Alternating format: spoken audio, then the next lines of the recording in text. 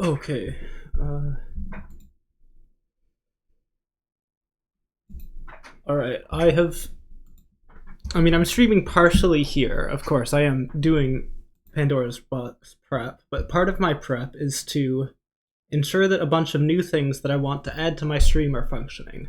So I added Discord bubble overlay, which appears to be functioning here.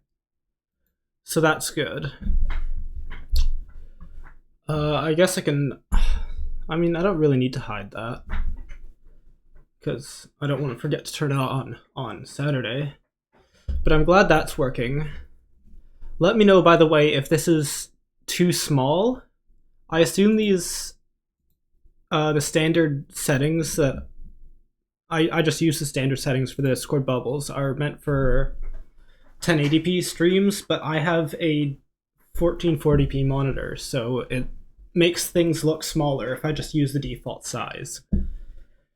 But I can read it from the preview, so I feel like this should be fine. I guess I could always watch the VOD back as well and see how this goes. So anyway, these are the games that we will be playing. Speedrun is black. Well, we are not speedrunning in the void. This is intentional so that we do not know the speedrun map until it gets played. The speedrun map can be one of three things. It can be either Bach Riders, Mount Olympus, or the Clouds map. I think it's called Paradise. So I think I will VOD review all three of those, to be honest. But as for now, I've got this VOD here.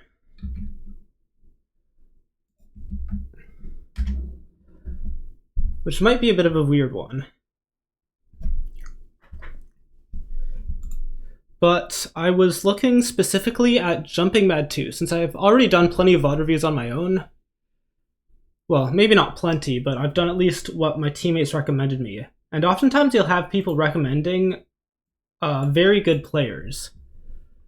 So pretty much everything in the Google Doc, our team's Google Doc, is a top frag on a top placing team, which will not accurately reflect my performance, at least not the top frag part. Hopefully I'll be on a top placing team anyway.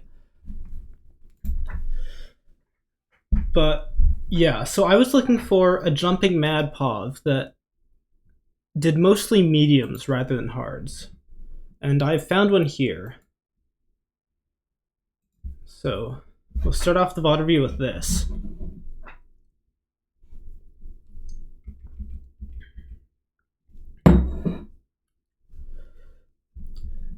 Most of these medium levels should remain the same from this event to the next one, because you can pay, what, $50 in addition to the other fees for Pandora's Box to have 20 levels changed here. And by my count, I think 14 of those levels changed were on the hard path, which means I assume the other 6 were medium. Alright, well, I've seen a lot of top frags do this first try. It's the first time I think I've seen someone fail that. And I feel like this is already harder than I'd really do. I might just want to do medium from the beginning.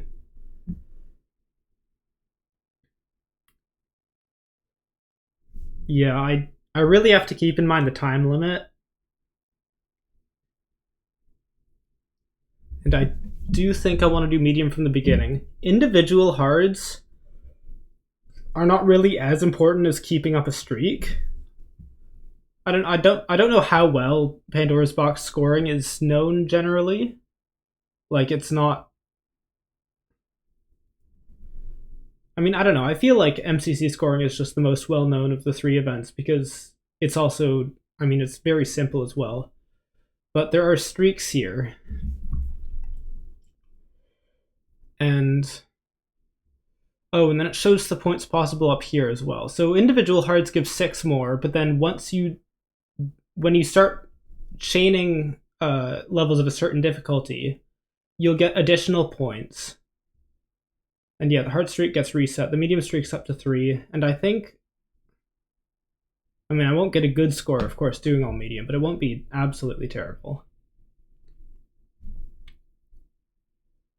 And it is my first event. It's my first time playing Minecraft, really, practicing for the event. So I have been balanced as a bottom frag, so I'm not going to feel bad about getting last in this game if that ends up happening, which there's a decent chance of it happening.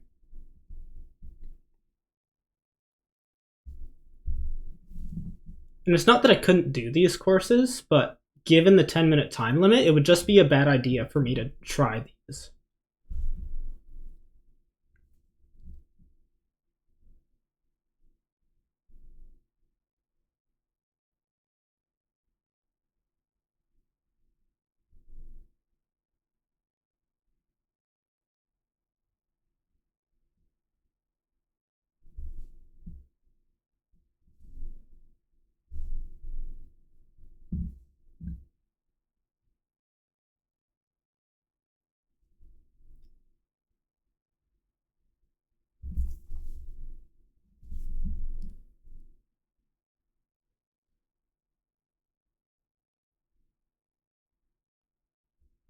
Sea-Dog has a lot more patience than I would have for one of these courses. I feel like if I'm failing the first 2 jumps 5 times in a row, I'm not going to go back for a 6th.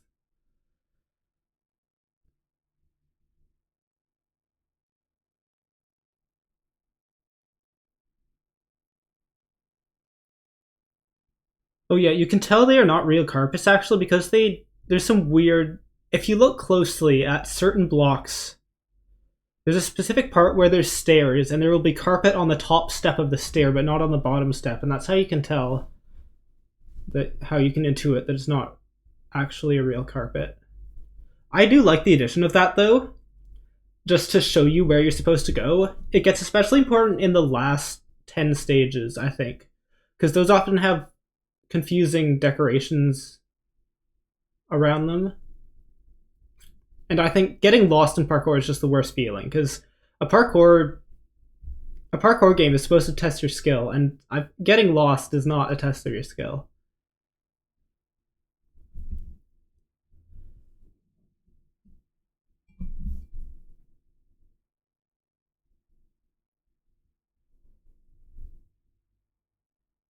I think you should just be running this.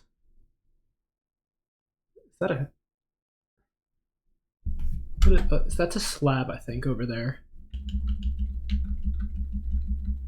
A stair. Okay, that shouldn't be too difficult of a jump, I don't think.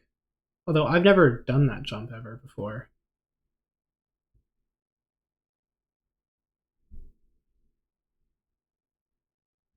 Oh, those are Pessies. I don't know how to Pessie either. But I don't think I'll need to. Maybe I should learn though.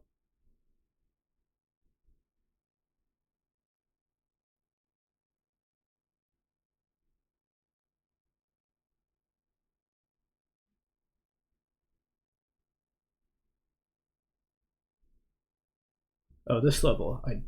I don't think I would like this level. Those walls on top of blocks for some reason always give me trouble on island. So I feel like this course could give me trouble. But it's good that it's taken about 10 courses for me to find one on the path I intend to take that would give me significant amounts of trouble.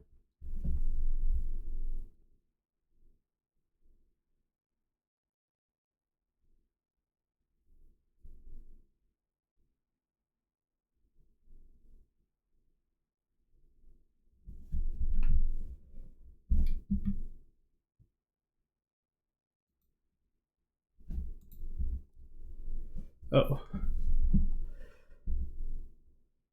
Maybe because it's keybinds, that might just be that the fact that the server just played on 1.20.4, and I assume Sea Dog's been playing on newer versions and hasn't been played on that old version for a while, so has outdated keybinds or something. I'm glad I opened a world in 1.20.4 earlier and set all my keybinds and everything already, because it would be really annoying to have to set them mid-event after I realize I've done some one of my keybinds that I normally use or some other setting is not the way it normally is.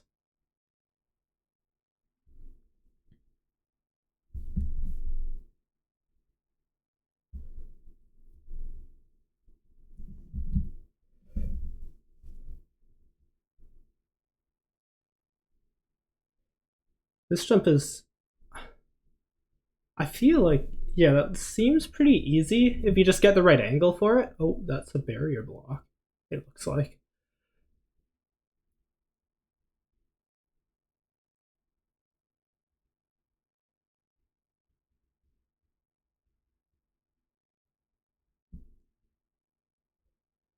This doesn't look that bad. Also, if I do end up doing all the mediums and I finish with plenty of time, then I can go back and start trying the hards from the beginning. That's a feature in this game. So if I'm able to do all the mediums, which would be really nice, and get that extra time, I'd like that.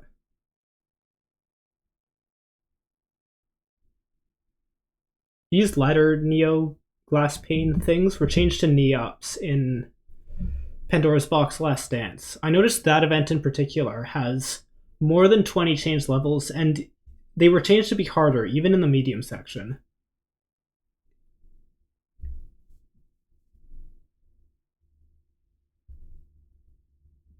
That was a really fun event. That's probably my favorite Pandora's Box I've ever watched. Last Dance.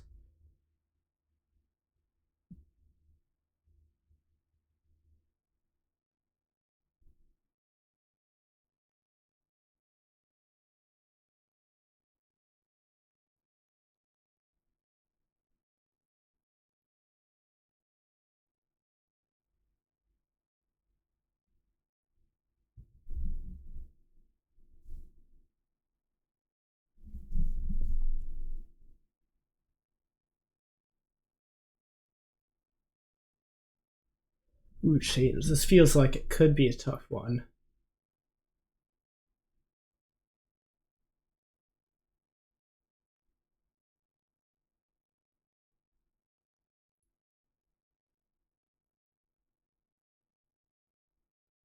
Although that, I don't know, the chains extend a lot farther. I'm more used to doing on island. You get like walls or blockheads, which make it a bit harder, I think, because they don't jut out as much.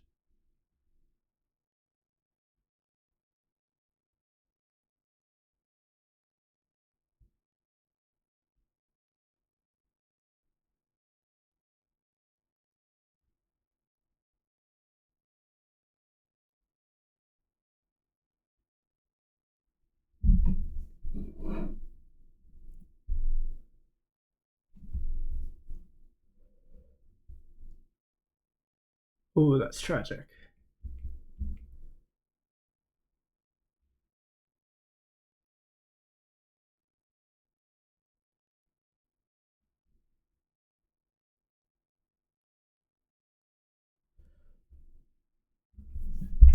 Oh, that is. Yeah, that looks like a pretty hard jump. Although he's not really taking it at the best of angles. You really want to draw a line in your head from corner to corner. And he's kind of going more to the center of the trapdoor. Yeah, he's got his cursor on the far end of the trapdoor, and he should have his cursor over here, right at the corner, to minimize the distance of the jump.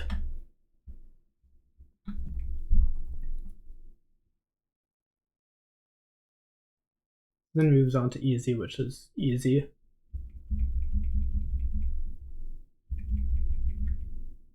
Is he gonna finish? Yeah. So what happens when you finish? Oh, you immediately get teleported to the harder. I see. I don't even think he realizes that he can.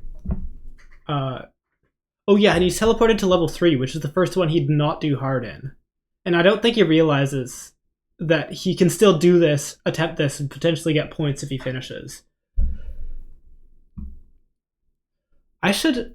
I think I should put that in my prep doc actually.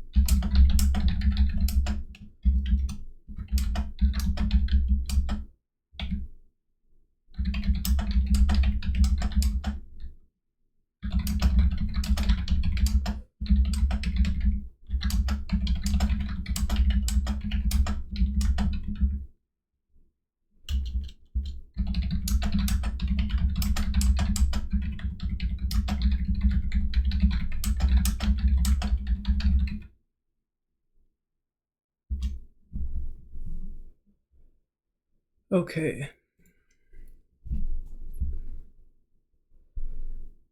Next. I mean, I could watch this. This is speedrun, and I feel like I should watch speedrun. I was watching one map earlier today, Mount Olympus.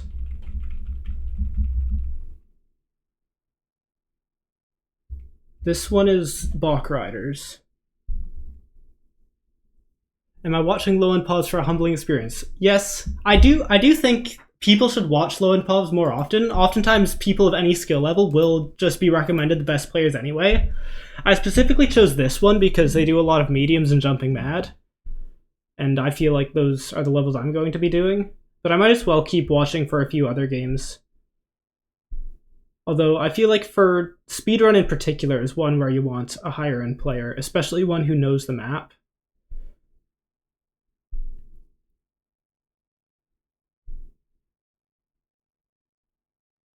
Oh, that is a very awkward map.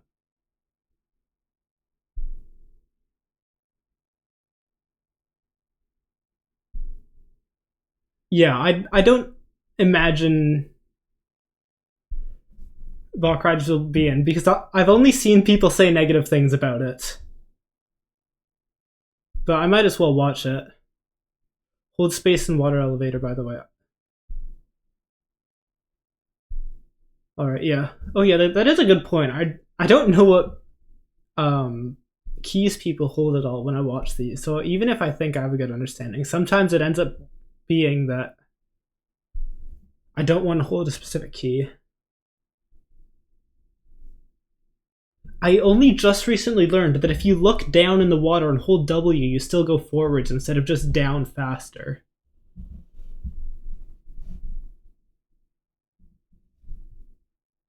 Bach Rider is the most ableist sentiment PB has ever put out. What specifically is the issue with Bach Riders? Because I saw those awkward falls earlier in the lap. Is that it, or is there something else as well? Or is it just a lot of alternating paths and you need a good memory or something? The fuck ass routing.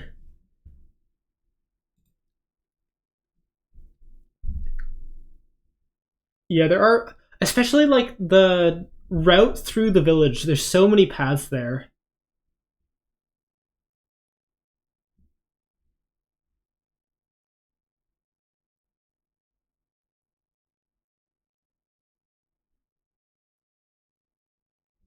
Ooh, the bitrate's not great here.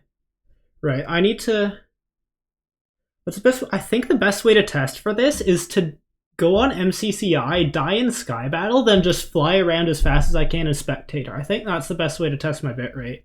Like, really stress test it. You actually believe Bach Riders was made so they can have a reason to kill off speedrun?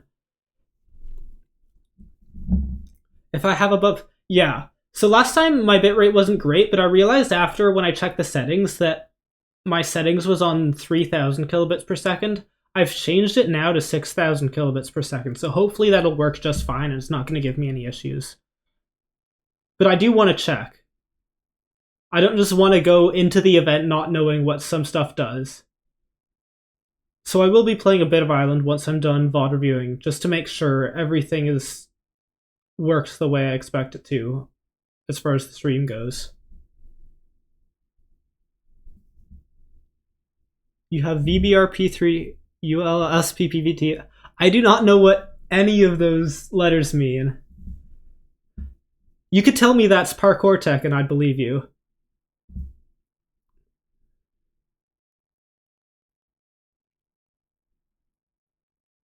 I feel like for this map specifically, you just want to turn players on so you can see where the other players are going.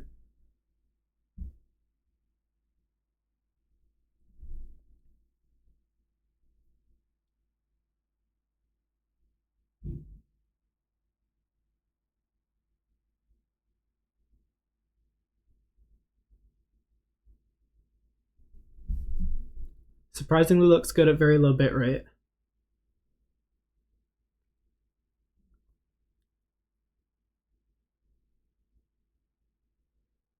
VBR preset P3 fast quality tuning. Ultra Ultra low latency, multipass, single pass profile main, psycho visual turning on.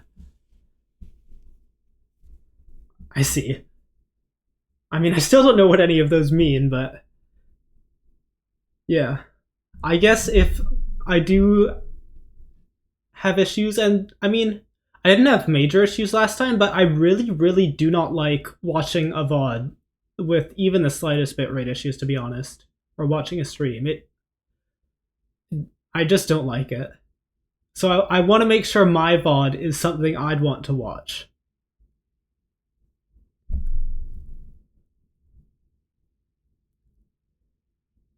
It just looks good on low bitrate, and that's all you need. Yeah, that's good.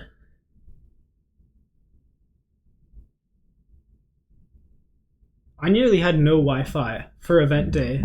Apparently, my dad was going to install a firewall and take down the Wi-Fi on Saturday, and he just told me that today. So fortunately, he's not going to do that, and is going to do that on Sunday instead.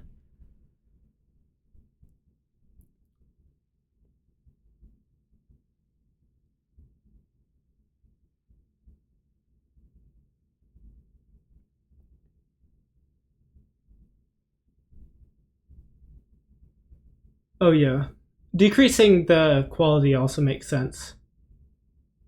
One of the reasons I was a bit worried is because I stream in higher quality because of my monitor size.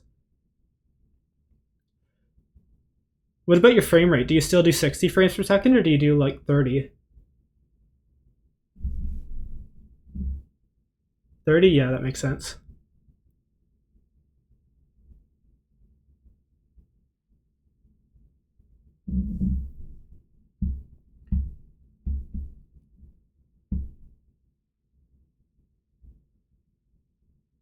These elytra sections are really punishing if you fail them, and then you just end up on the ground.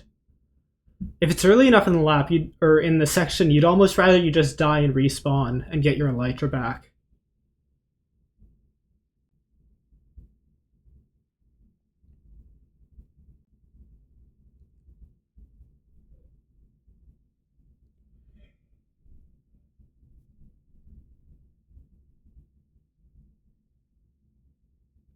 Yeah, like that. That's brutal. Oh, how do you keep his elytra? I feel like I've seen other people manage to keep their elytra as well for a bit longer than they should. You're supposed to just lose it the moment you touch the ground, but he did a full elytra hop and didn't lose it until he next touched the ground.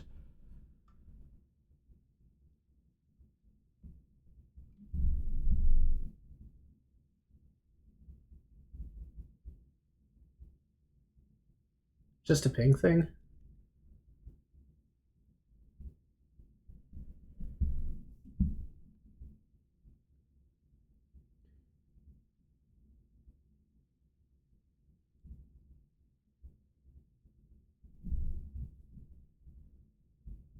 Alright, I feel like I'm confident enough that Bach Riders won't be played that I don't think I'm gonna VOD review it that much, to be honest. I might take a few looks at Paradise, though, after this. What else is played here? Sky High. I should watch this.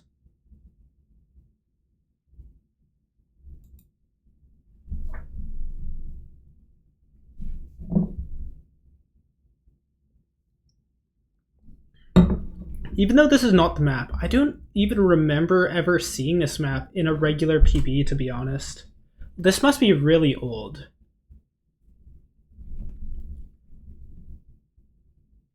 I've seen it a few times, or maybe even just this time in an Invitational. Around PB8. Yeah, that would make sense. I think I started watching in PB11 the Feinberg purpled team, I think it was, when they were both newcomers and then they placed both super high. I think that's the first PB I watched.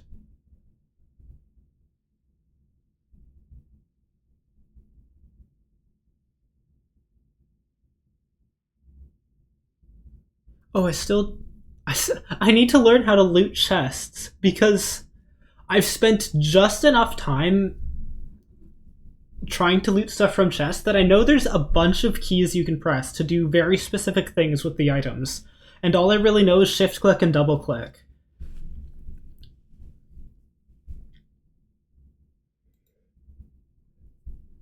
Why is Valhalla the sky high map and not Kirinomura?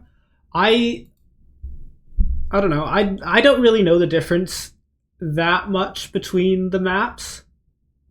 They seem fairly similar in style to me compared to like I feel like MCC has a lot more variance in its Sky Battle maps than PB has in its Sky High maps. Because I feel like they're generally built in more the same way.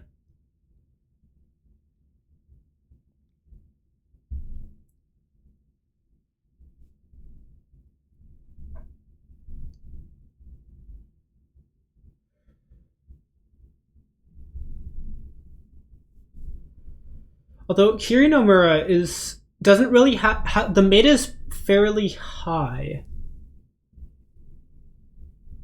I think that's a major difference. The mid is quite high in Kirinomura, and in Valhalla it's very low, and there's the high point is around the mid. Like I was gonna say up top, but of course the high point is up top.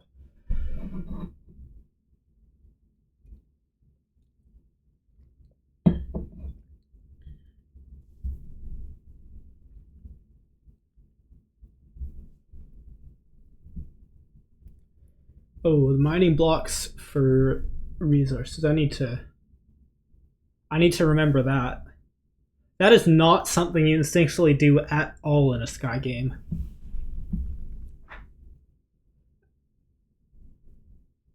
But to be honest, I don't know if I'll use 32 blocks anyway, so it might not come into impact for me all that much.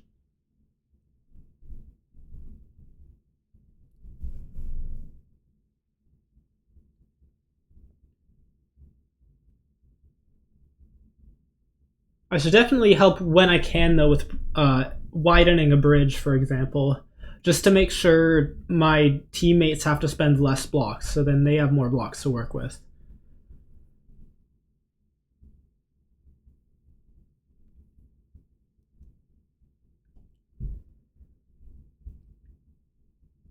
And having played some Island, I've realized I am very, very bad at being aggressive. Like if I try to jump down and get a kill, I often end up 2v1 to 3v1. So I think I'm gonna need to remember to play more conservatively.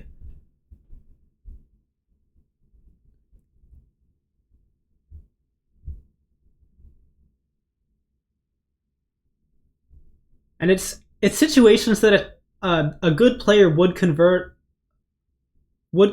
those into kills.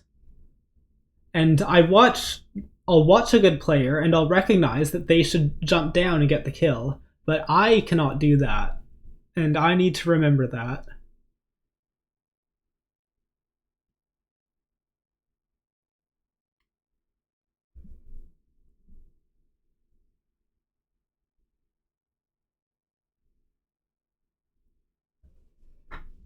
The point was to get the kill, and it was successful.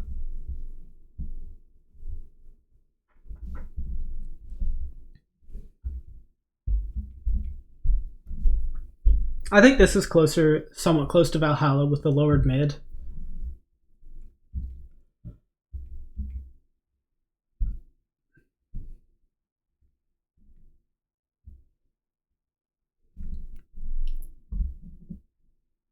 We could have dropped faster and swept them earlier, yeah.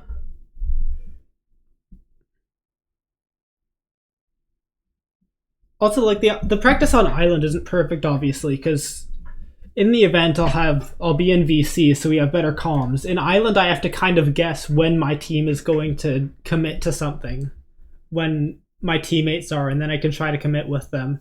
And sometimes I read it wrong. I think they're with me and they're not, and then I just die. Because I try to fight two of my opponents thinking I have two allies with me and I have zero.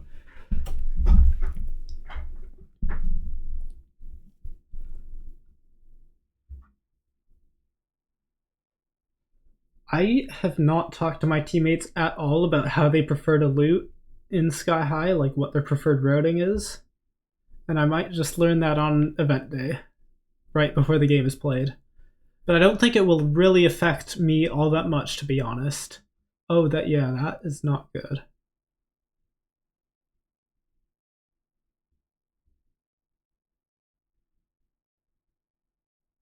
I wonder if he could have prevented that. That's tough. You don't have much visibility in there because you go up. I think the Key Island in Valhalla, I think there's a ship that you go up to, but the island people normally drop to, if they're not going to the center, is a downward drop, so it's a lot easier to see people there.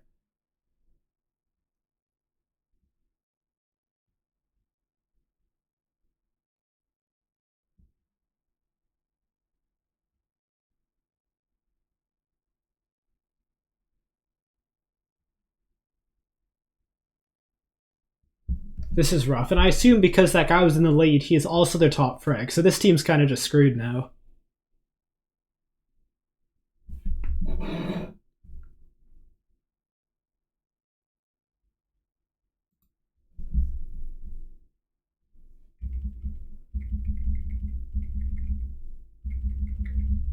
What? Oh, right.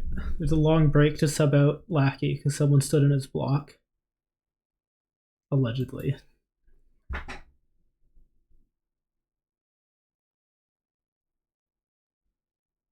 Okay, they're surviving to mid in round 3.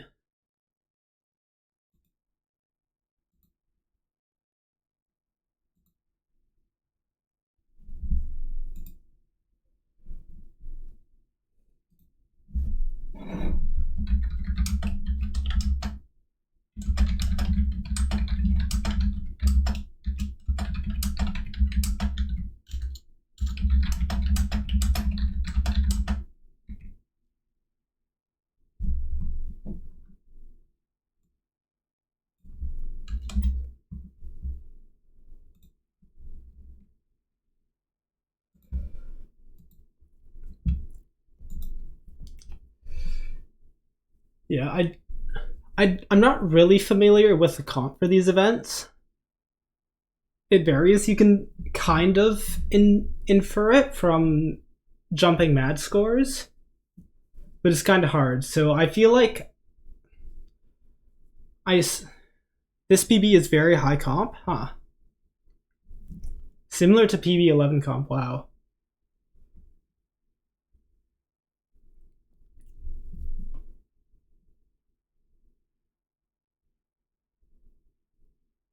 Oh, sorry, this one, IPB. Okay, not this, the one I'm watching. Yeah, that makes more sense.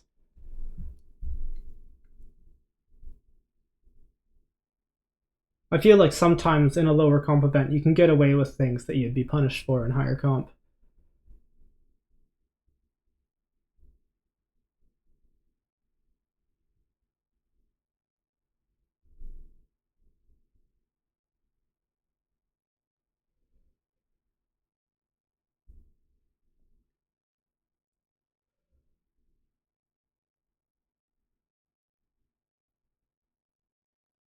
Oh, he could do the funny. So it did work. Got 2. That was a really good play anyway. He could have even broken the cobweb. He could have used the cobweb to do a funny. I guess they just didn't look up because I feel like that was a bit slow. That's very good. I wonder if he gets an ace. I got my first ever ace on Island in Battle Box today.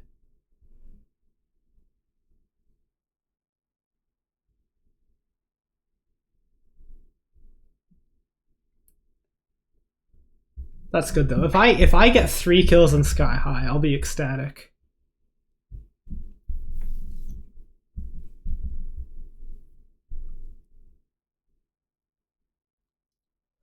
Okay, Hyperdrive, I do not need to review that. This is Gauntlet, so I should.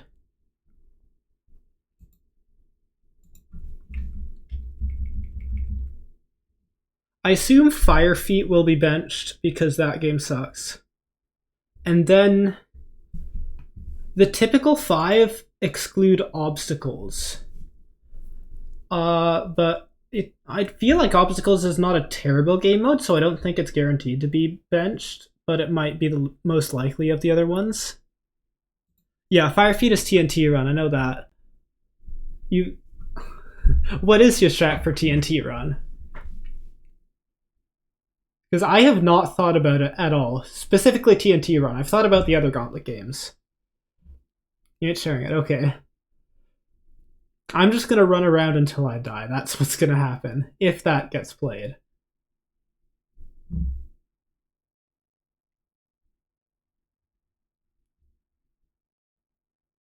I wonder who did Marcus choose all the maps himself, or did he get input from the other people like who were team makers? I don't actually know that. No clue, yeah.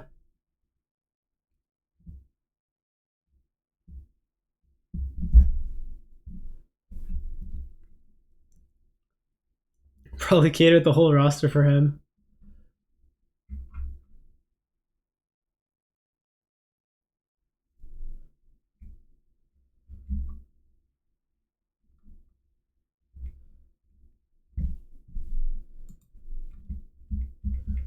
Alright, what happens? Oh yeah, I asked my teammates what mini game they're good at in case they want to double it. Because every time I watch this, people are just like, and then the timer ticks down, and then they panic, choose something.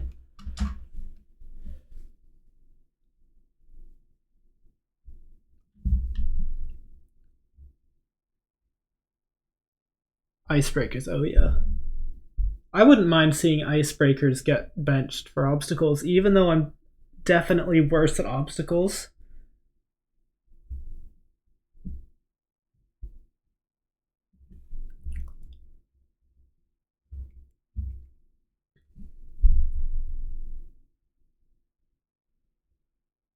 Also, I have never played disco before, so this will probably be might be my weakest game mode of Gauntlet.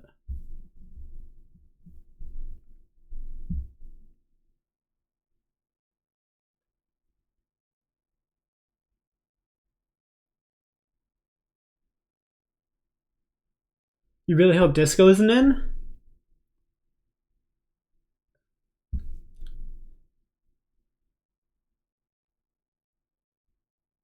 Sheet Mayhem. I forget what that's called.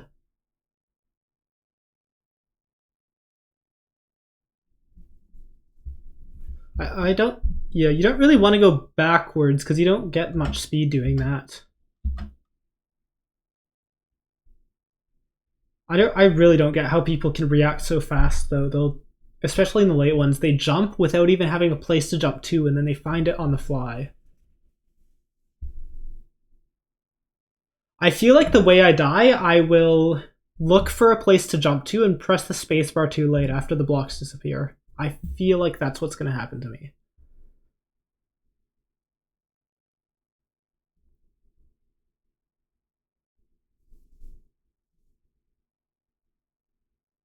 Yeah, I don't need to watch the rest of this.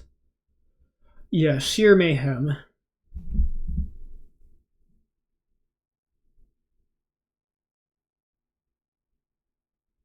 I just realized now Pandora's box has games in it called both Mayhem and Mania.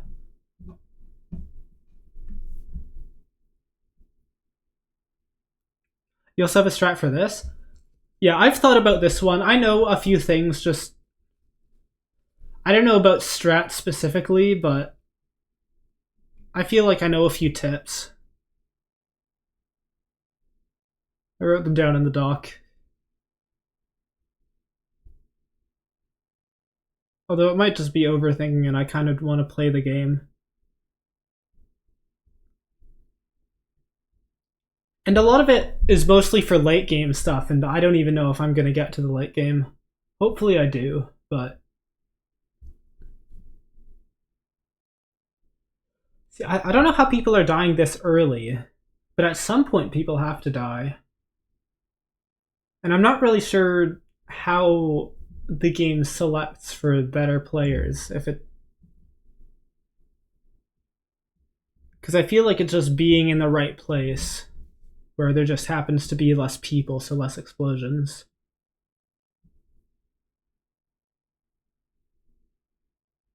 Because 10 people have died already, and Sea Dog has not been in even the slightest of threat, always on 2-block thick ground.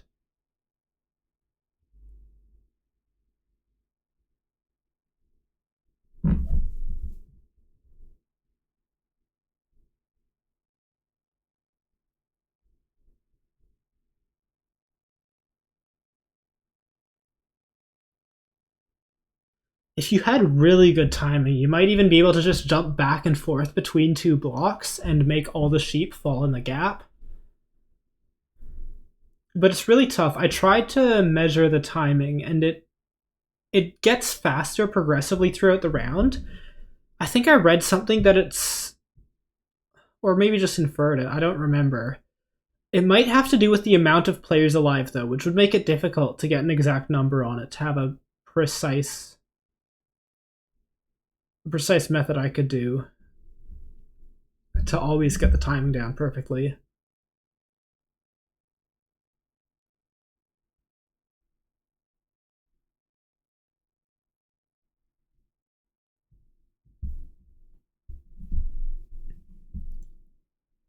That was a really good performance, though. Sand surfers. It's easy to think of a strategy for sand surfers, but it's hard to actually carry it out because everyone else is walking around and gets in your way.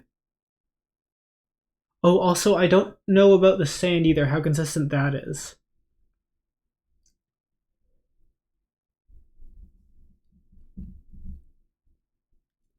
I don't think it's consistent enough to control, at least in the late game.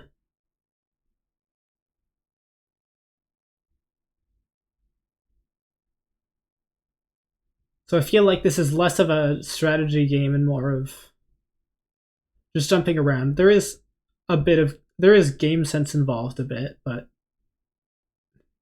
I'm not sure about strategy.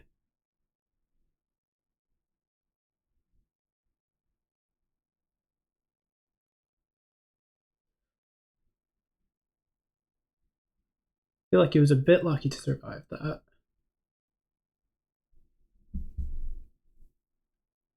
Ooh, that's rough.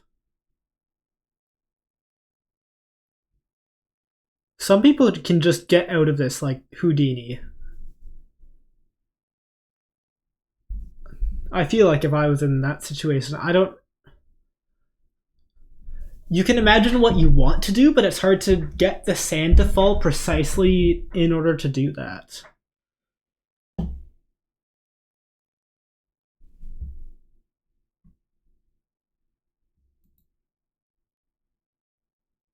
And I still wonder if there's an easy theoretical way to get a consistent ring or something to go just super high.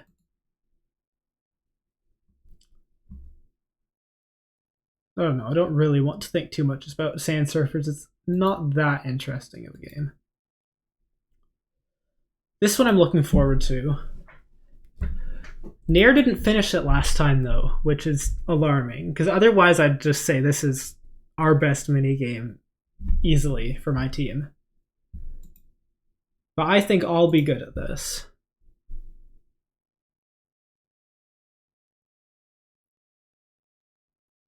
I don't know whether or not I should go into third person for this. A lot of people like to do that, but I don't think I have enough experience in third person to accurately break the blocks I want quickly. I'd have to take a moment to align my cursor every time. Especially for something simple like the first build, it's really easy to just memorize it and then complete the build without having to look again.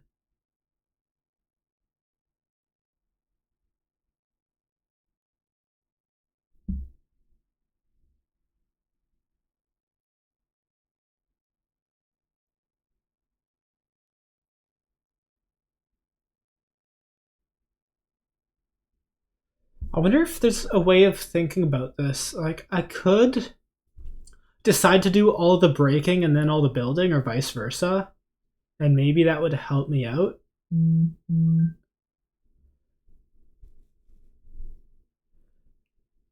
You don't know whether you were just born with good peripheral vision, but how do people struggle at this so bad? Yeah, thanks.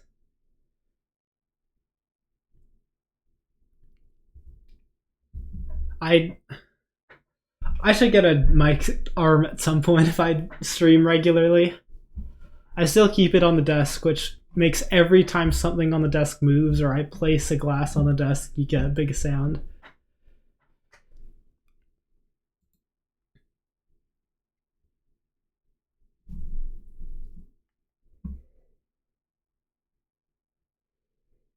Oh, what? Okay, I feel like I should look at this just to look at the map. Even though I'm not a fan of Spleef conceptually.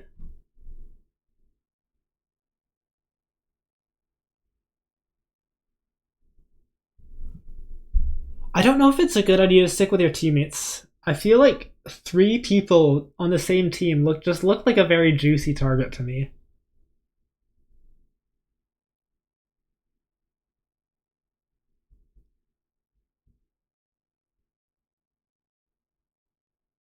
Also, I have no idea how this game is scored.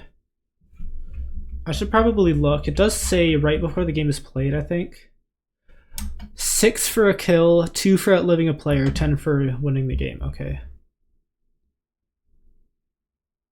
I don't think it's worth it going for kills. You're just more likely to die and then not get the survival points.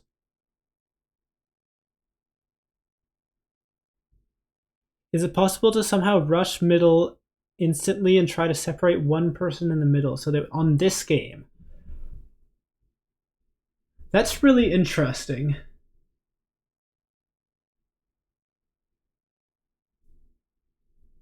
Could be. The only issue is someone, if you isolate them on too small of a platform, someone might just jump like suicide attack, kamikaze, just break the blocks as they jump into the void. I don't know if anyone would do that.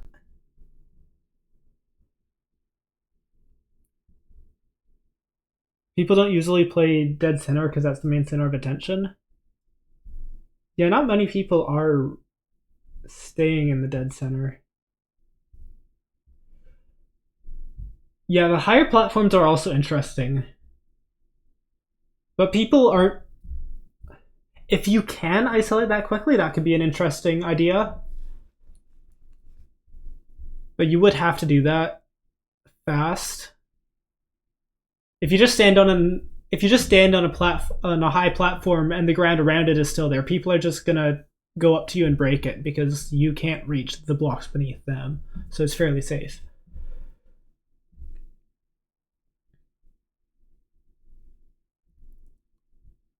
Yeah, that is a very interesting point though, that since there are no snowballs, you can play a strategy like that.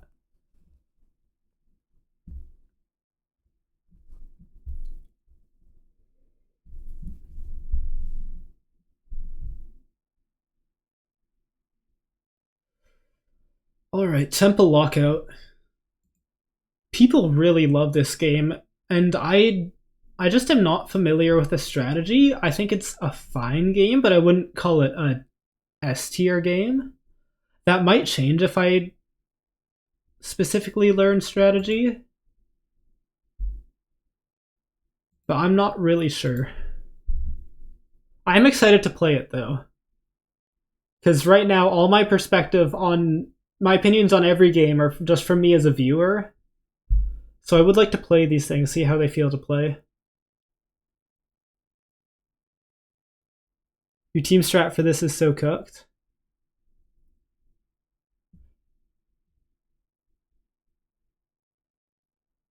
How much variance is there in the team PvP skills this event for IPB? Because I did notice that it shows who you spawn next to at the beginning of the round.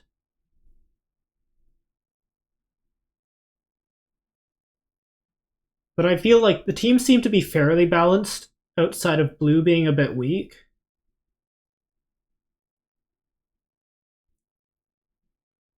Yeah. Generally, only major outliers. It doesn't really matter if a team is slightly better than another, but if a team is significantly weaker than you and you notice on the map that they are next to you, you could just run them down off spawn. I feel like that would only apply to blue though. Yeah, Red Lime and you as the top PvP teams. I feel like I've seen that. Actually, Lime? I don't know. I'm really not familiar about Lime. I know some people have them predicted really high, some people don't predict them high. I've looked at the spreadsheet with the predictions.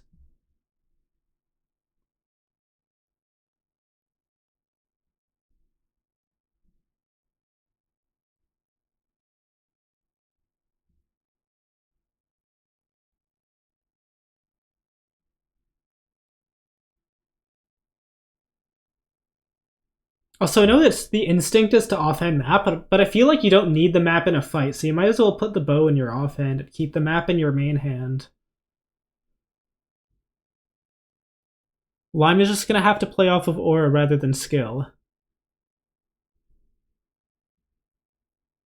You have blocks in offhand? Yeah, I've been playing Battle Box on Island with bow and offhand, so that's what I'm used to. But in this, I guess it's more important to fill the blocks earlier. In Battle Box, you can just forget about the capture point until everyone's dead.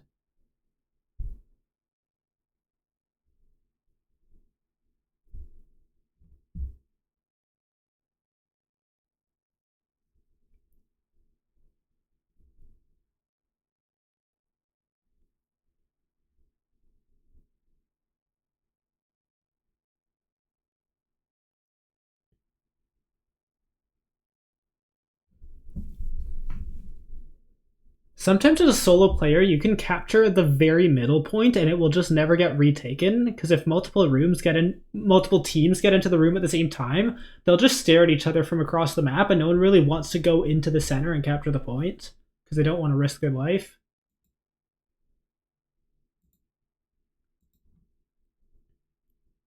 Yeah, it gives you a full view in chat of where the teams spawn. I don't really know if I like that. If that happened in MCC, there would be a bunch of controversies and meltdown because there are very obvious good teams and bad teams in MCC.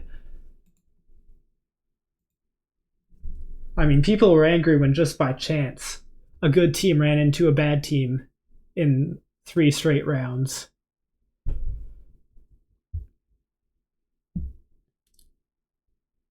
Your main worry for this IPB is that blue and yellow are really weak at PvP. Yeah, I haven't heard... I don't actually know all that much about yellow. I've seen a few people predict them top 2 in the Islanders prediction sheet.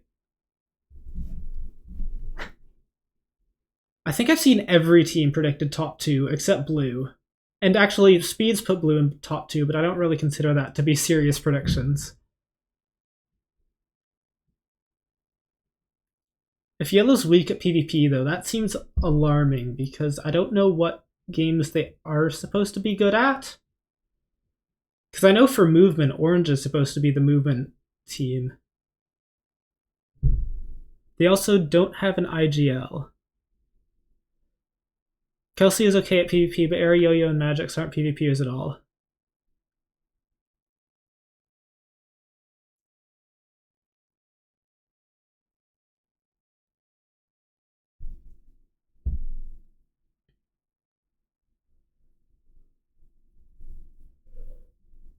Yeah, I mean, I'm not that familiar about really any of the players in this event. I mean, just looking at the predictions, I can roughly infer how good their skills are, but I don't know about their specific skill sets.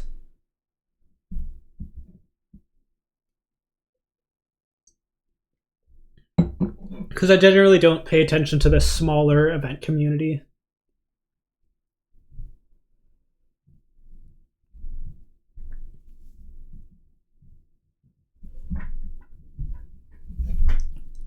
Most of the events I've watched have just been me watching an MCC player play them. That was a rough round of Temple Lockout.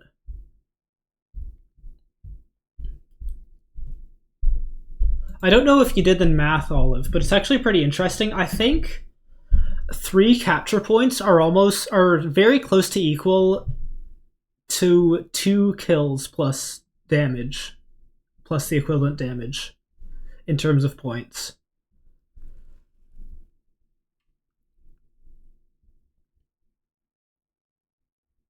Yeah, because the pool for capture points is roughly equal, almost exactly equal to the pools for kills and damage, and there's 1.5 times as many capture points roughly as there are players.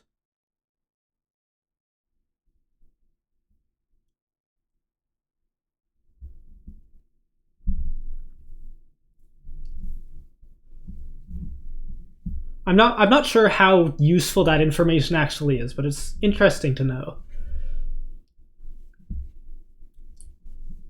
Are capture points even worth it? I mean, yeah, because every capture point is 2/3 of a kill. For your team, that's a very useful info. Interesting.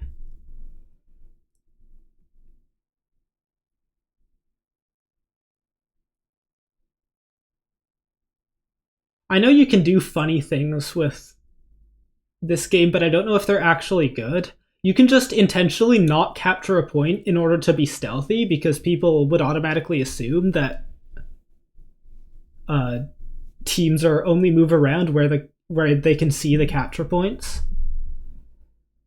I don't know if that's actually a good play though, because how do you capitalize on that? Just because the capture points are still valuable in terms of points.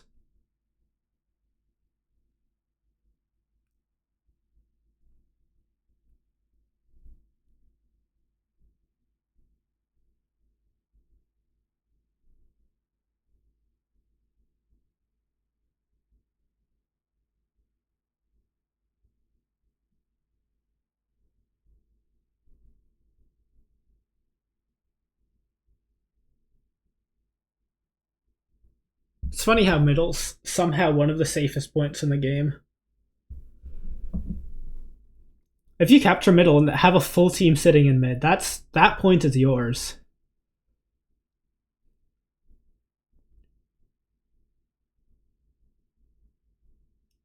I really do not know how to play the semifinal when it's a square of 9. It seems like it's just teams rotating around capturing each other's points.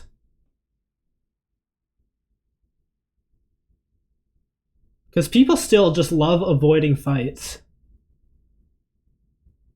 You almost never see a fight that both teams actually want to take.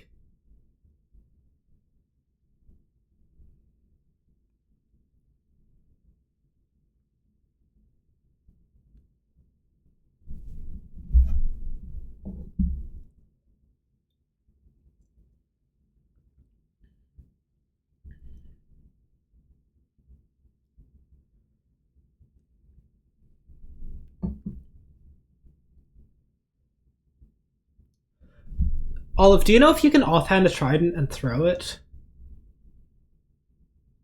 I feel like you can't.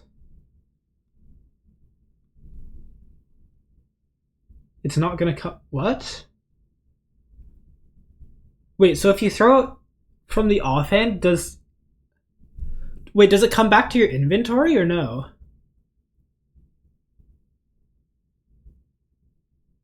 You get it back, but it just goes into a different hotbar slot. Okay, that's interesting.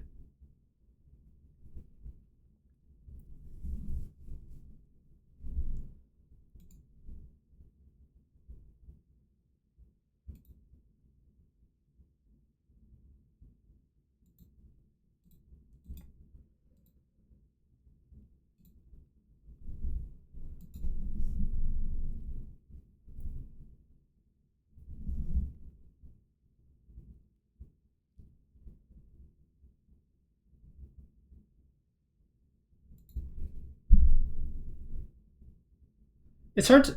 I don't know if, like. You can call it unlucky. I don't know. There's usually.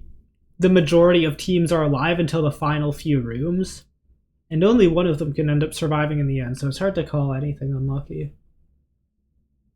Because it's bound to happen to someone, to plenty of people.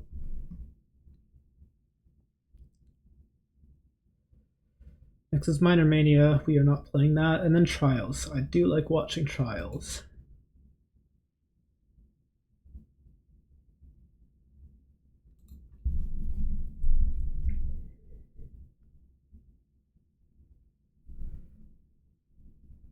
If a team gets cornered, is there a chance that an enemy team encroaches on it?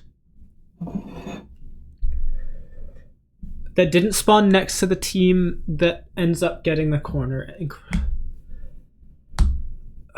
There's a chance.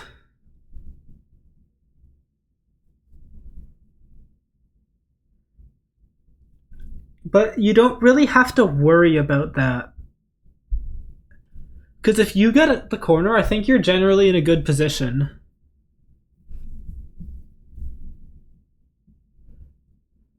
In theory, all 4 teams that get a corner could all go in the direction of another corner. I don't think it's worth worrying about if you get the corner that another team from far away will encroach on it. Because during that time, you don't have to worry about defending your own room when you can just capture a ton of others.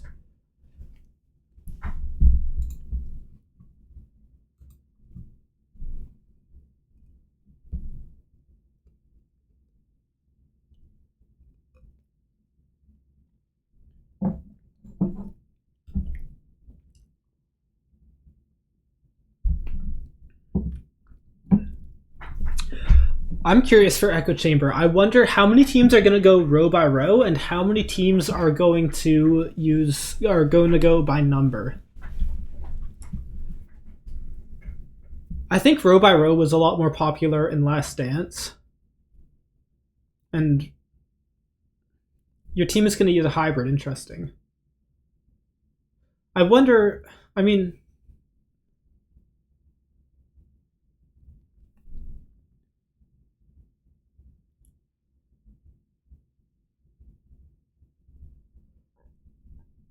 when the build is simple, you can just describe it like this. Well, not always.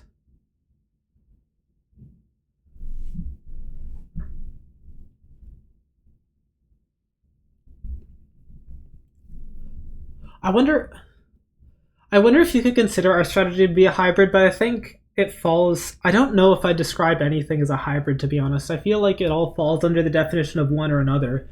Either you use numbers or you don't. A pickaxe anchored from bottom right to top left. Here's the thing, for average time, that might work well. You can probably get some of your teammates to complete that really fast, faster than even row by row or numbers could do. The problem is, this game is entirely based on your slowest player. So it's best to just try to minimize mistakes, so you have the fastest, slowest player. You don't have a slowest player?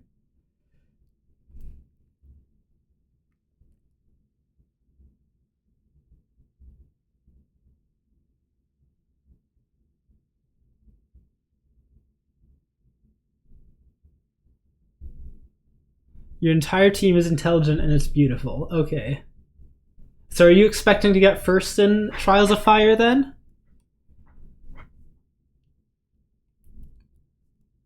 Okay, speaking of an anchor, is it me? Am I the anchor? Wibbage is like a genius, okay. Yeah, I know Wibbage. Wibbage does the MCC power rankings, so that makes sense.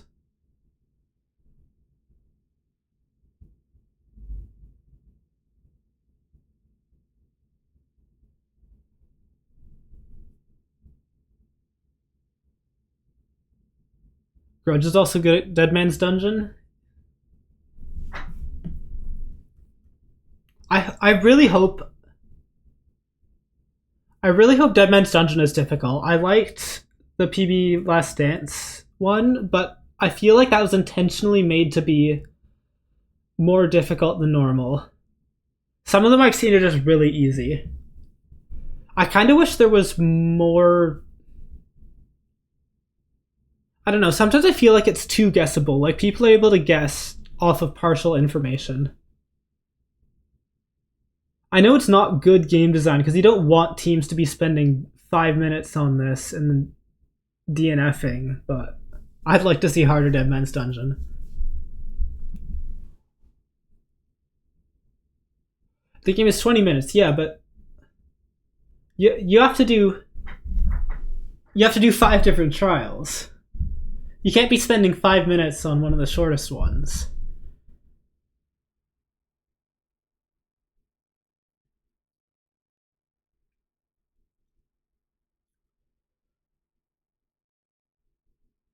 And yeah, that's why you go row by row instead of trying to describe the shape, even if you think it looks easy.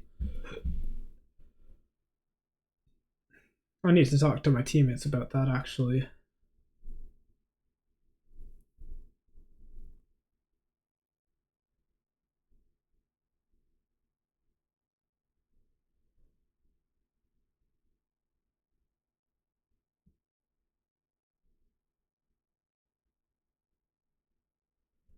Are there certain block palettes that make the bitrate go down, or I wonder if that's just an internet thing?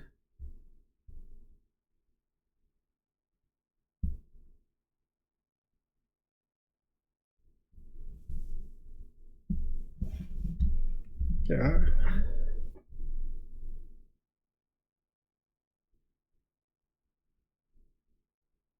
I'm so worried I'll just zone out in a game and not listen to my teammates.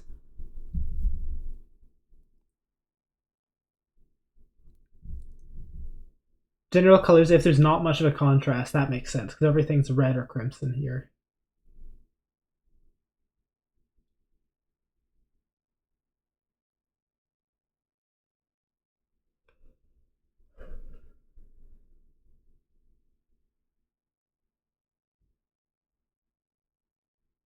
I also have to remember, I'm too used to watching dodgeball where you shoot an arrow and then it will drop so it doesn't just get stuck in the wall behind the arena. But this, the arrows will get stuck in the wall. So if you shoot it, or it's dropping there. I don't know why. I've seen it get stuck in the wall though. Is that a bug? No, it gets stuck in there. I don't know, but I. Oh, is it only the gold that makes it drop? That is weird. This is really weird. Why does it drops when you hit the target or the gold, but if it gets stuck in the netherrack, it gets stuck for good. Or not for good, but after 10 seconds, I think it respawns in the inventory of the arrow or the inventory of the person who shot it.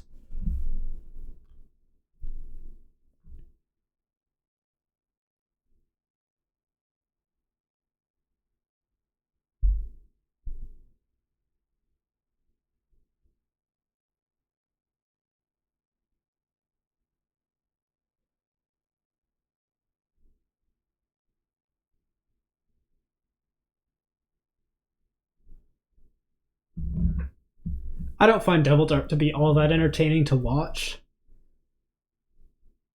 Like I don't think it's a bad game, but I don't know. It just doesn't seem interesting to me.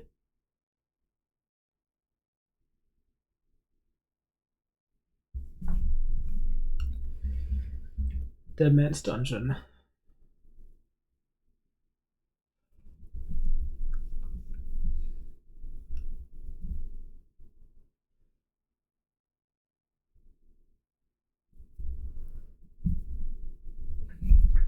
I'm excited for Dead Man's Dungeon. I want to complete the puzzle. I think I can do it quickly.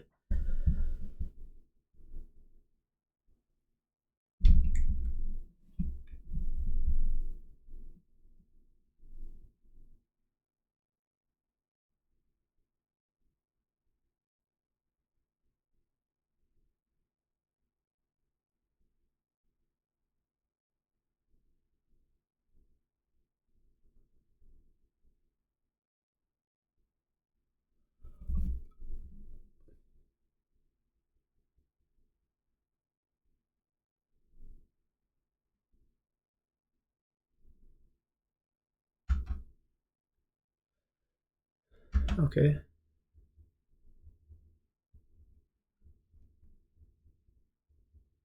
So it goes something redstone copper, something redstone copper. Wait, what was that? Was I wrong?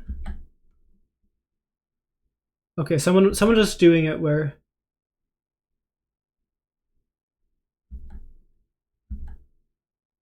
Yeah, lapis redstone copper, lapis redstone copper.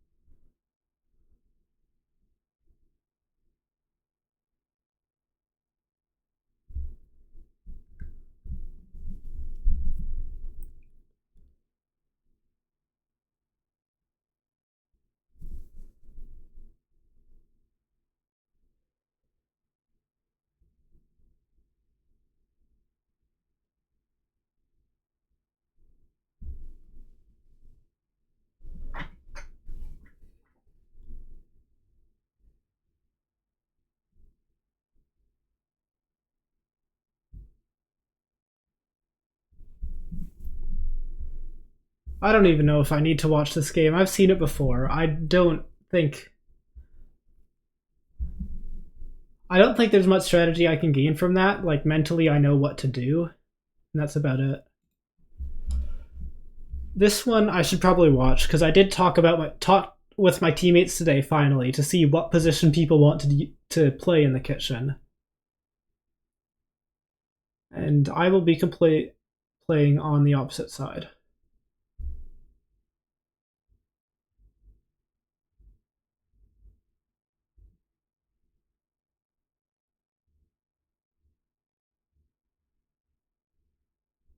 Oh, they are teaching their teammate how to play on the fly. That's not good. Oh, it's a shame gets played game 8. I really don't like how they hide the scores game 8, because then they don't show you the recap of how teams did in each room.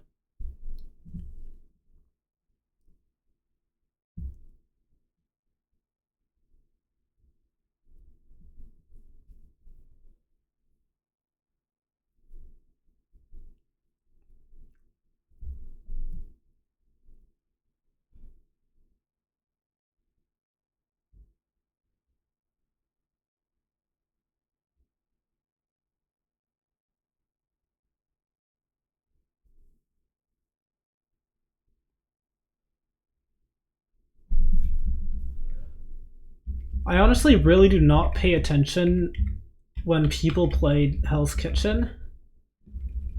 I I don't think it's that great of a game, to be honest. I do know what I want to do in that game, what I should be doing.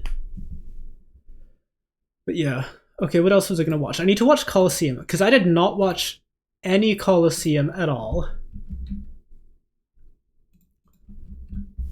Because I just forgot. We forgot to put that in our team doc until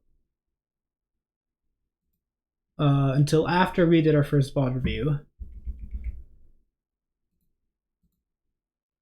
So it's time to watch Colo.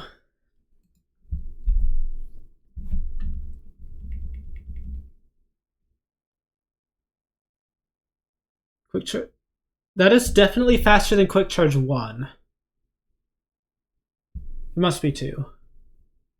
I thought it was 2 or 3 watching this.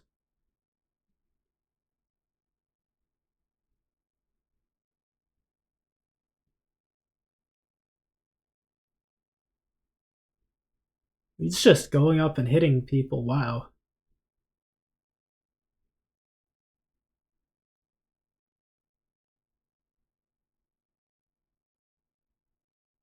His aim is so good. That's just absurd.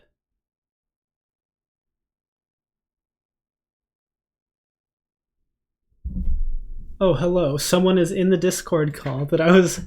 Hello. I'm on stream, by the way. It's okay, you can stick around if you want. I'm just VOD reviewing Pandora's Box.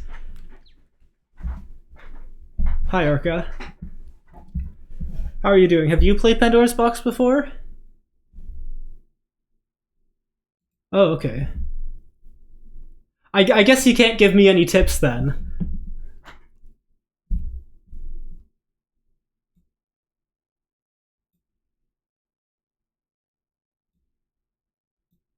Oh, huh. I aren't you normally like at least a top half Indiv player in Block Wars? I think I've seen a few.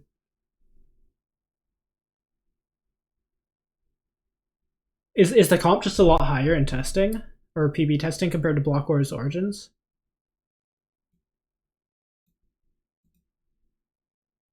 Oh yeah.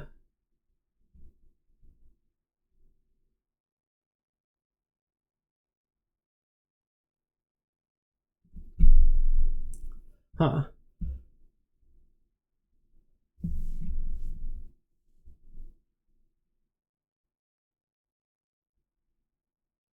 Yeah, I hope I do well in that game. I feel like that's one of the few games I could do well in. Specifically the ice sculptures minigame. That I hope I have a good impact in Trials of Fire. And then speedrun, I'm not sure. I mean, I'm not skilled, but I'm gonna nerd out on multiple maps and hopefully I'll yes, it is. And we do not know the map. I like speedrun, honestly. I mean, obviously it's not as good as other events race games, but I like it more than Hyperdrive. I like it more than Voidbound.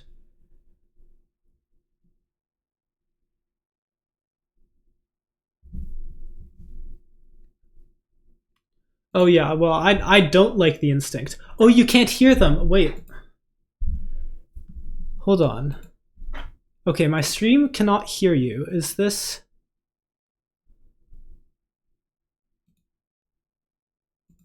Okay, Olive, thank you for that. That is a very good thing to test actually before the event starts. Um.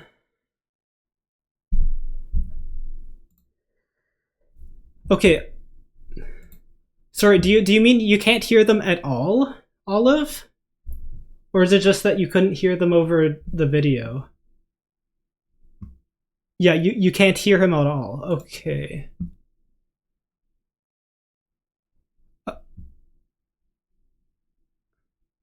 I don't think so, honestly, now that I've seen it, because he is just so good at this. Can't hear video either? Wait, you just thought I had audio off? Hold on. What?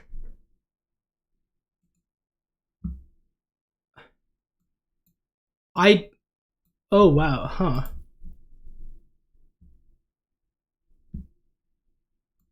That is weird. What? This has never given me issues before.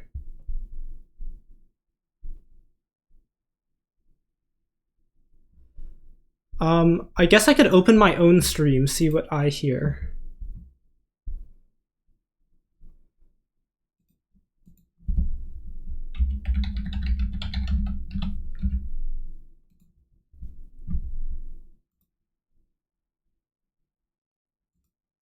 Okay, so I have my own stream open, I have sound on. Play the video.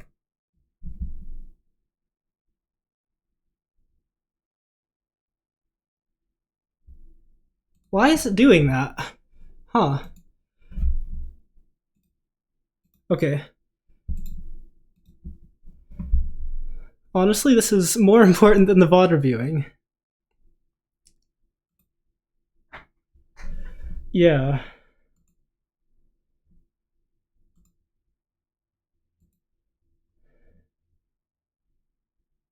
I've never had this issue though. That's so weird, and I haven't even changed any of the settings. I don't think.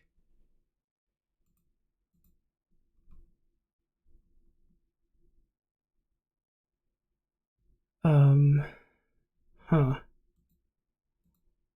Also, I just realized I will have to change my settings anyway because I'm going to need another. Oh my god.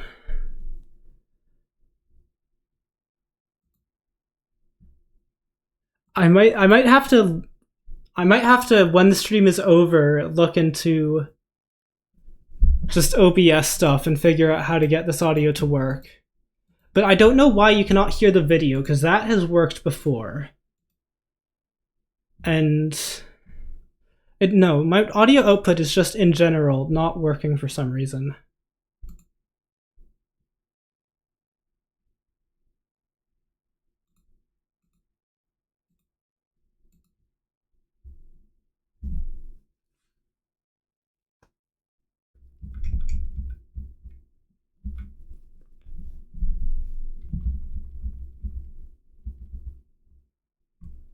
Sorry, what is it you said?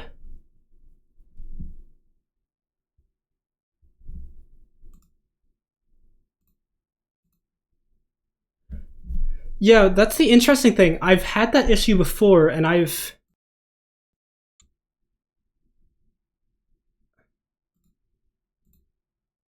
Can you hear that? Did you...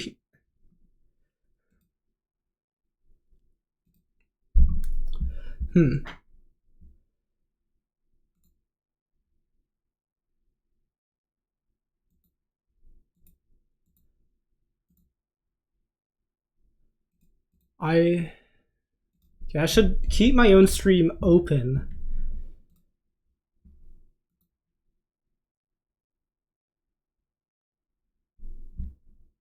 That is really weird. I didn't think I messed with anything that would be audio related, and I don't know why that's a thing.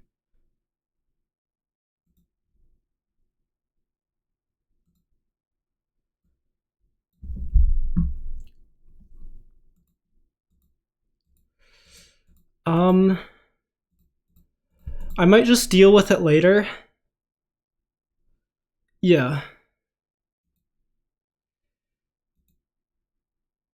I'm going to leave the Discord call. I wonder if that's what's going on, because I know Discord might just cause problems. So, yeah, I'll see you later. Hopefully, if me leaving this fixes the issue, I don't know if that's good or bad. But see ya.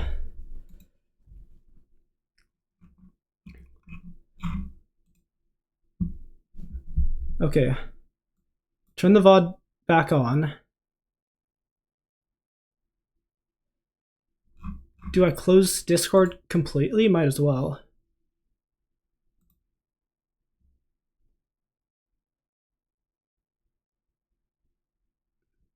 Okay, the audio is still just... I don't know. Okay.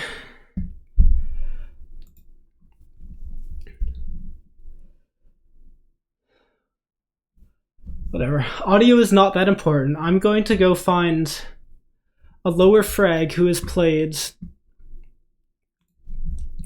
Colosseum. Is my OBS picking up general audio? I don't think so, and that's the thing. I have the same setting as normal, which is audio output, which is device headphones. And that normally picks up all the audio I send, or that's in my headphones, and I don't know why it's not working anymore.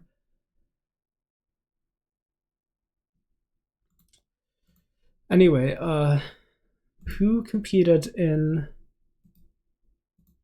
Who's a lesser skilled player who competed in Colosseum? You know what? I did have this POV open anyway.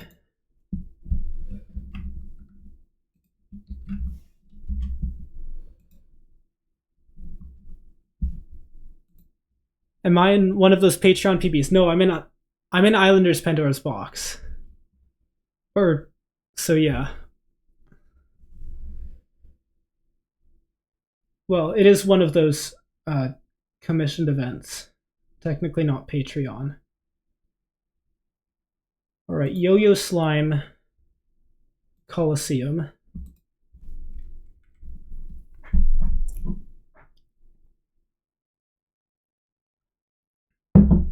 Alright, bye Olive. Thanks for stopping by. Do I think watching extraction footage would be good practice for Colo? Maybe. I think watching Colo is better practice for Colo, though.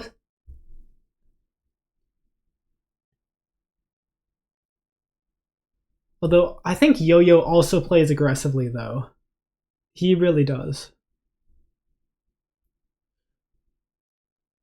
And this is not the way I like to play.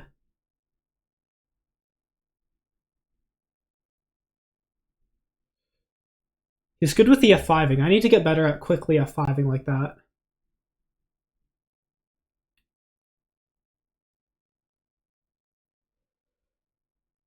Oh, leaves are an interesting idea since you can see through them. I could hide behind the leaves.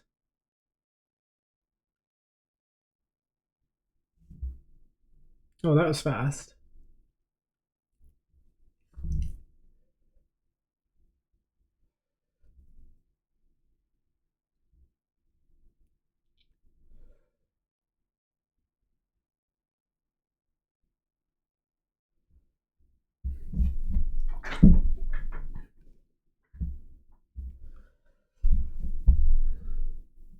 I really just want to find a spot that I think I'd be comfortable playing from, and I do like the one Yo-Yo's going to here.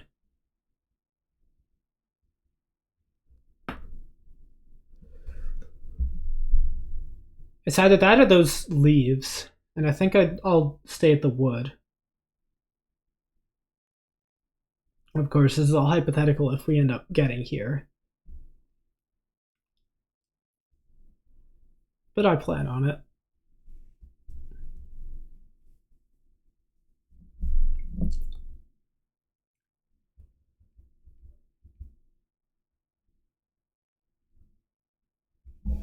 You don't think it's a good idea to pick a specific spot to go to because you have to do it 4 times minimum? Maybe, but I found at least playing Battle Box on MCCI, I found I was doing a lot better when I knew what spot I wanted to go to instead of just going somewhere and then dying. Because I don't want to get caught out in the open because I've picked a bad spot that can be hit from a certain angle. And this is safe to get to because it's not that far up, I think.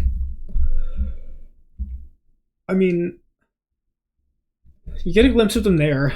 Would it be sweaty to learn pre-fire angles?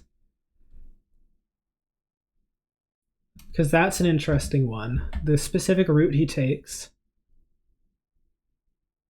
Going up on this route, you can see the enemy right across from him. In Battle Box, I'm only going up against a team once. Yeah, that's true.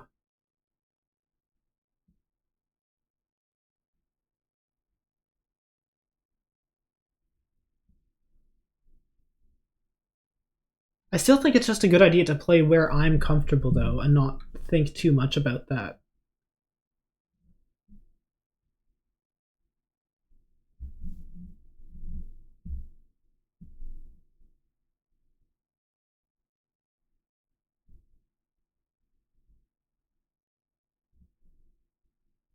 Because I don't intend to take a team by surprise by where I'm hiding. I just want it to be a solid spot.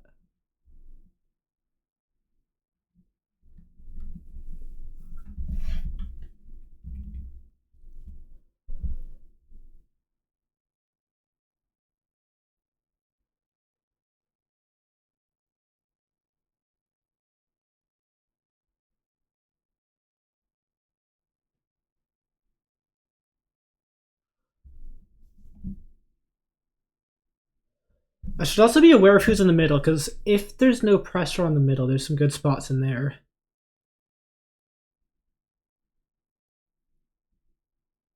It's kind of a math problem, yeah. And that's the thing. I mean, I've identified the spot that Yo-Yo is taking up as the spot that hides me from multiple angles.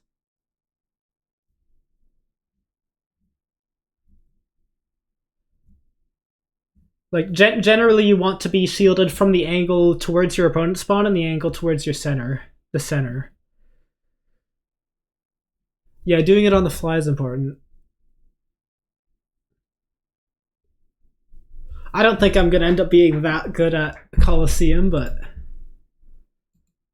I mean, if we get there, I'll be happy.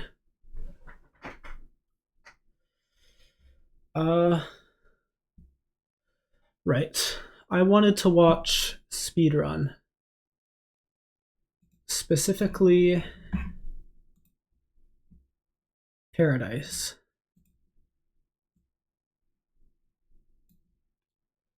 Oh, whoops, that is not. There we go. If I'm in a 1v1 or 1v2 in endgame, I'm not going to have time to get back to my comfort zone. Oh, yeah. That, of course, is a thing. It's instinct to get moving. I have to spot when I'm supposed to. Okay, I have to pay attention. This shortcut at the very beginning seems important. Doesn't look that hard, though.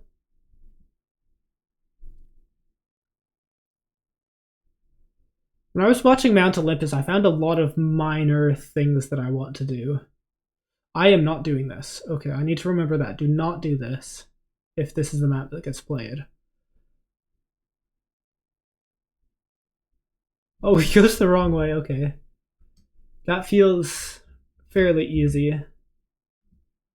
I can't get a good view of that. I should probably watch the admin stream, because they might have a good view of that.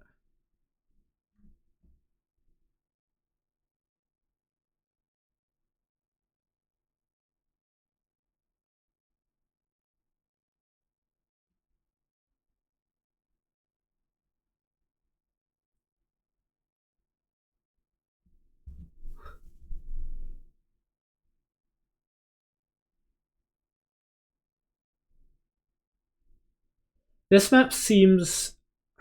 It seems to me it's simpler than Mount Olympus. I think Mount Olympus is my favorite of the three.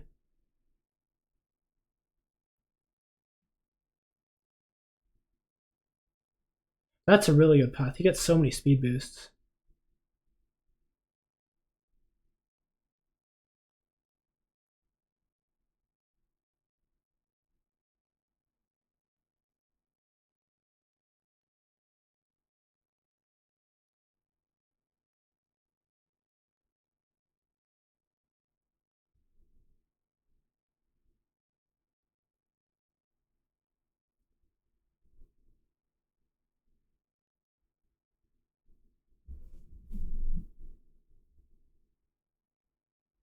That feels like a difficult elytra section. I just only noticed this now.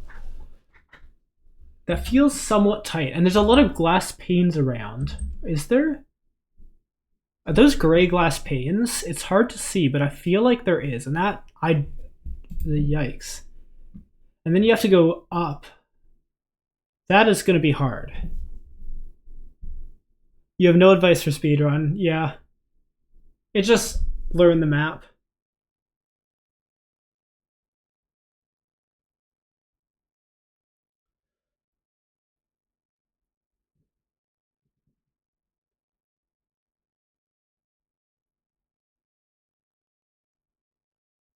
Yeah, this hard section in particular looks like hell. There's one hard section in Mount Olympus I've seen also that I don't want to do. Funnily enough, I've seen so many people do it, even watching some bottom frags play. I've seen people do that, but I've just never seen an obstacle like that, so I don't think it would be a good idea to try it for the first time in Pandora's box. And like, I could recreate it if I wanted to, but I can't be bothered. You hate VOD reviewing? I love VOD reviewing. I think this is the fun part of preparing for events. I think it's what makes them interesting. All my favorite games are the ones I enjoy thinking about, not just watching. And of course, thinking about them naturally leads to VOD reviewing them, so I can learn more about the games. So I generally like races because I like looking at the route and seeing what optimizations I can make.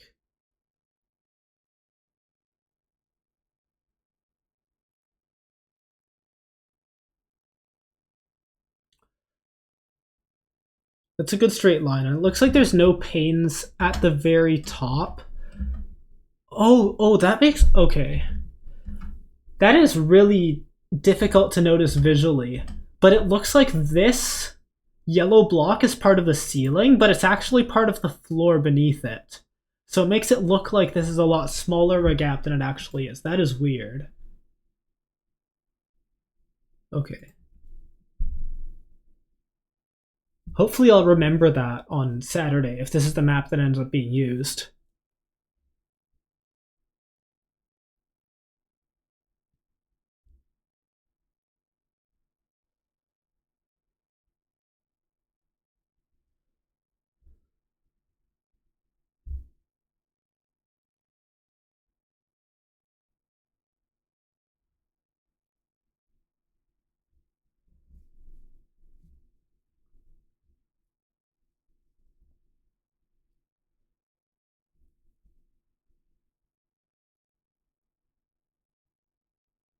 Kalen has a very specific jump pattern he uses here on that specific section.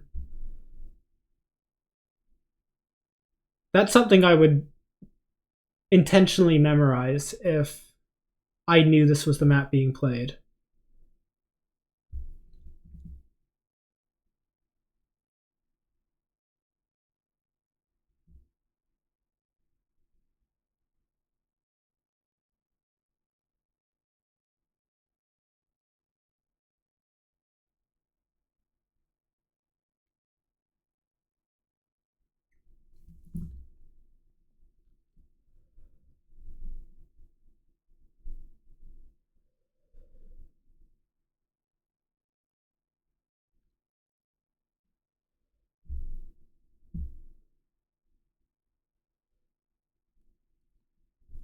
Man, it sucks that like my audio isn't working. I really like listening to people talk when they play the games. And it's a shame you can't hear that.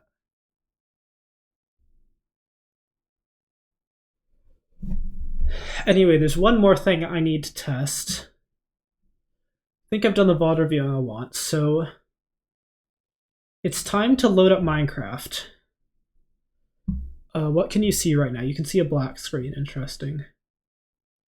So turn on moderate. Let's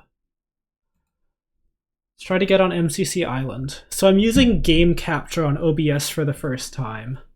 I realize now I've forgotten to put anything that would capture the audio from Discord onto my game capture scene. So that was silly.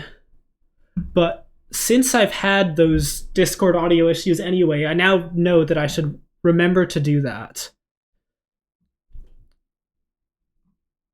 And I assume game capture also automatically does the audio from that game? Or maybe not. We'll see. So what if I do this in full screen? This says capture any full screen application. Okay, well, it's full screen. It's not capturing my application. So I'm going to capture a specific window then. Window. This. There we go. Let me know if you can hear audio, by the way, from the game.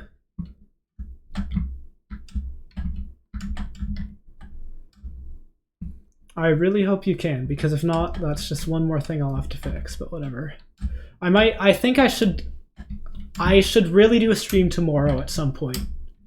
Look into the audio issues, stream again tomorrow to make sure I have them fixed. Because I don't want to go into Saturday with people being unable to hear Discord or game audio or anything. Right, I have a few things I want to do. I might just play a game of Parkour Warrior to show how much I've improved since the last time I've played this on stream, which was... You cannot hear game audio. Okay, that's good to know. Gonna do a... You know what? No, let's do a new one. Let's do course 6, which I've never done before. See if I can get an advanced completion. And then I'm gonna go on to Sky Battle and test my bitrate.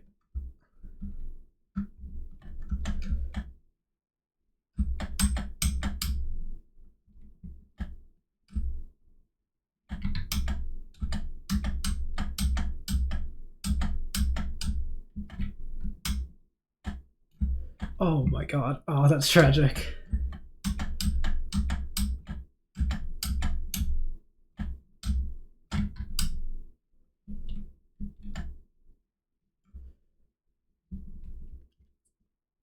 Oh, okay.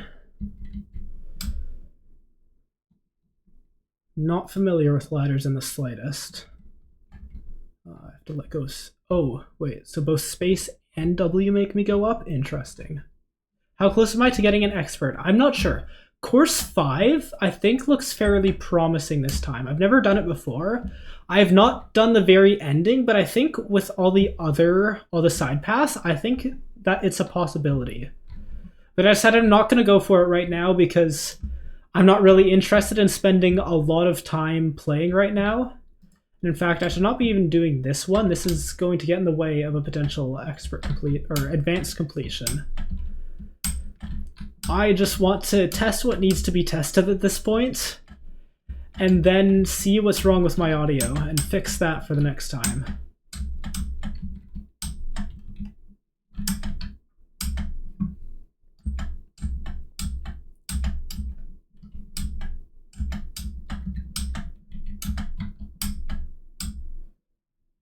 My jump timing seems consistently early. Huh. Like earlier than it needs to be, or too early?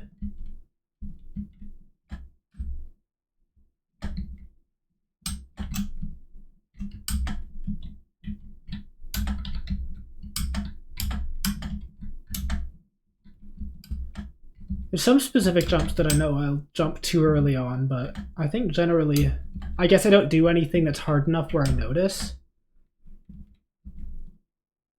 I'm jumping far below. Yeah. I really don't like slipping off the edge, so it makes sense that sometimes I jump early.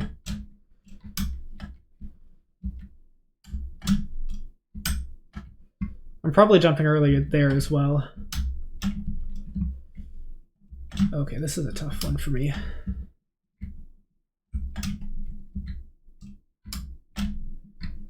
Got it, but then I just have to do it all again. Okay. Hopefully the third path will treat me better. If not, this might... Advanced might be out of the question. Okay, I know this is possible. I got greedy. I shouldn't have done that. I think just doing this in general is greedy. I should play responsibly now, because I'm gonna have to do that in PB if I want to do as well as I can.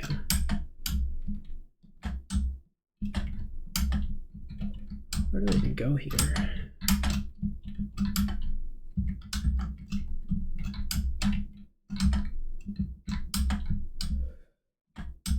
Shift fully to edge on 6 rings? Okay, that's a good tip. Probably just jump fully across, although again, that's greedy. I could also Neo, but also greedy.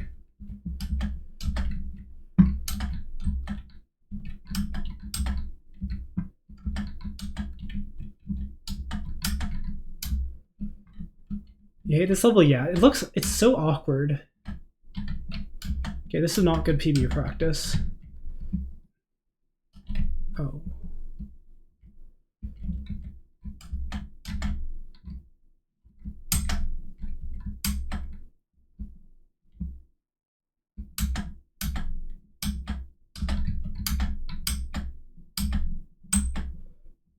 Nearly had it.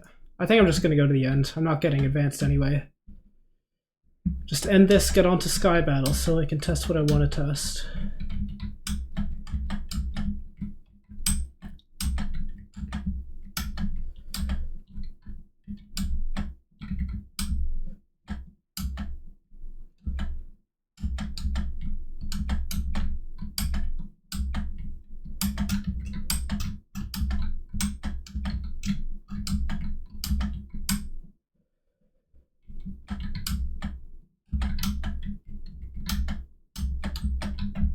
Oh, I don't know whether I'm supposed to jump off the chain or over the chain. I might just jump over the chain and hold space. Jump off this chain I guess I could jump over this one.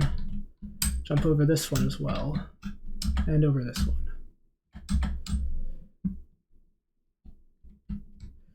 Medium is rhythmic, which...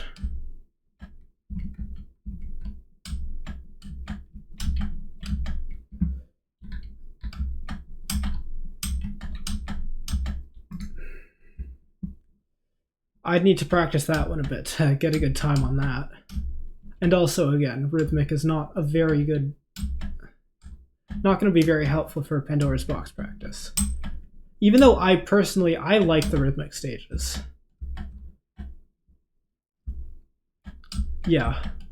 It feels like it should be easy. I feel like I have a good grasp on that, but I don't know, just having never played it, I guess I do not.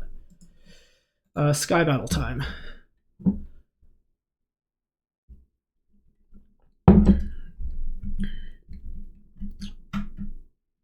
Am I sprinting? I am.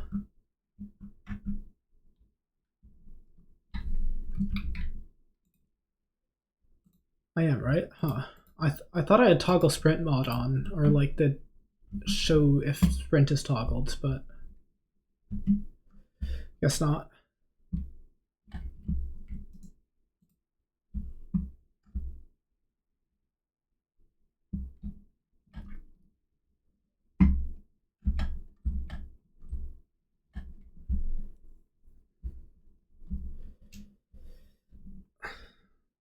Alright, I have played this map before and I did not have a good time. I think I'm generally better at the more open maps, because on the closed ones I can just get jumped, because it's easier for people to approach me without me noticing.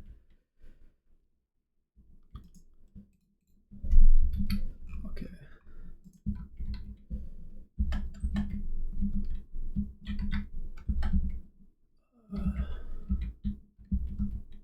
Just want to make sure I don't get shot off by anyone. I see them looking.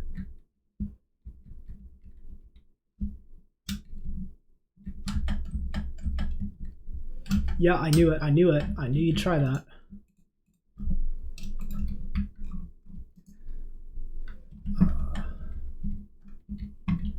Oh, we're fighting. Okay. Oh my god, there's another person. Uh-oh. That's the end of me. Alright, time to fly around as fast as I can. Is there a way to increase flight speed? I do not know. And just watch my bitrate, see how this looks. At least on the preview on OBS, it's looking quite good, actually. So I like this. I'll watch this back and see how it looks in the bigger screen, but hopefully this looks good. That's nice. What's my third person hotkey? My third person hotkey is a mouse button.